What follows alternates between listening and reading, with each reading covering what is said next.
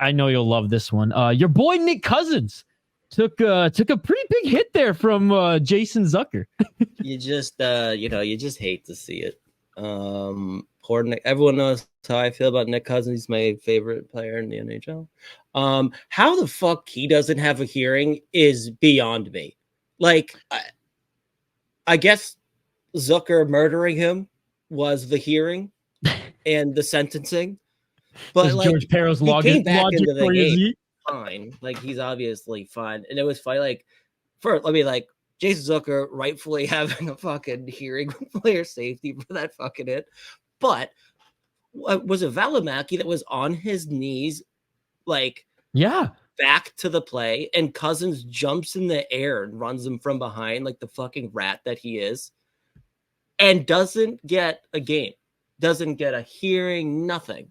It blows my fucking mind. But Jason Zucker, the goon, the enforcer of the Arizona Coyotes, just comes over and it was crazy because, like, how every single time there's one of those bad hits, Twitter is an absolute dumpster fire where it's just like, oh, like, what a piece of shit, blah, blah.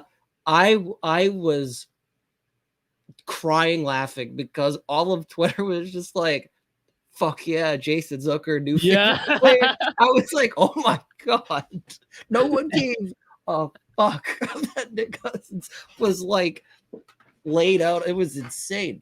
I couldn't I was just like, so like, I can't find one negative Jason Zucker tweet. This is amazing. Yeah, because they're barely any. I'm only saying that because Cousins literally came back. He's fine. But it was unbelievable that 0 people were up in arms over Jason Zucker running him from behind, like, with the puck in a different zip code. But I didn't like, how does Nick Cousins keep getting away with this?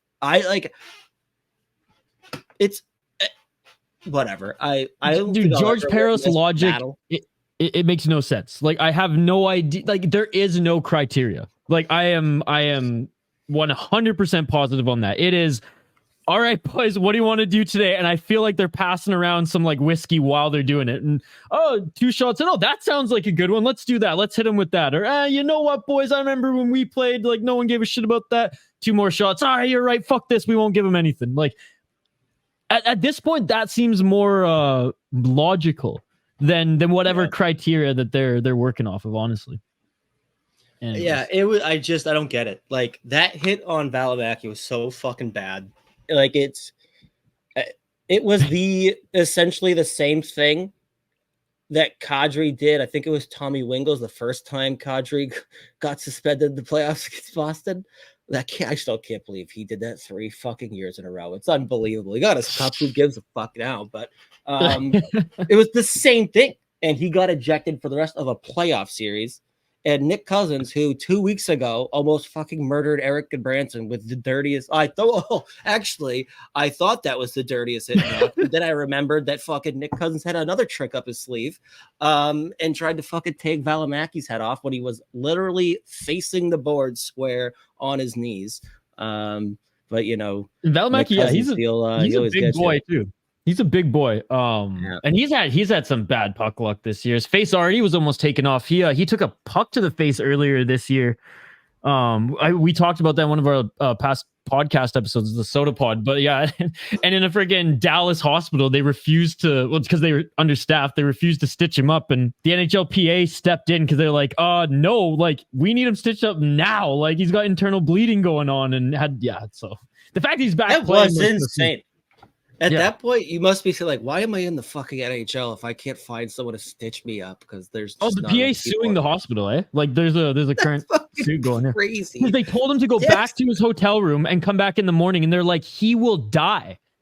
like he needs to be cleaned up now. Like, I mean, that had to have been. They must have picked the only hospital on planet Earth that was going to tell him that night.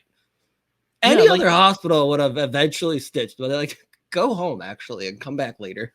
And again, morning. That's fucking insane. What the hell is going on in Dallas at 9 p.m.? 9 p.m. You can't stitch a guy up, dude. That's fucking crazy to me. It was wild, but because it was a bad, obviously injury, like puck to the face, and I think it was like an 89 or 90 mile per hour, like it was a fucking. Dude, you can get if I get hit in the face with a 15 mile an hour like pass, I am going down. You won't see me for weeks. I will be in a full body cast probably.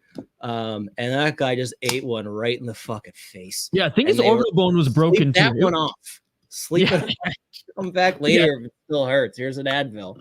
It was a crazy story. I don't think we posted it as like a YouTube clip, but if I can find it, I will, because I like went into detail and Hoppy was like, "What the fuck?" Like, what do you think? Like, imagine being the person that was like, we were gonna have to tell him to come back later.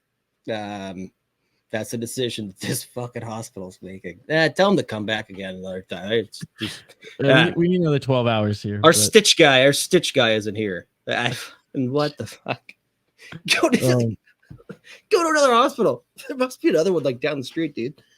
Well, at that point, like drive to Houston. Fuck it. Like, Jesus Christ.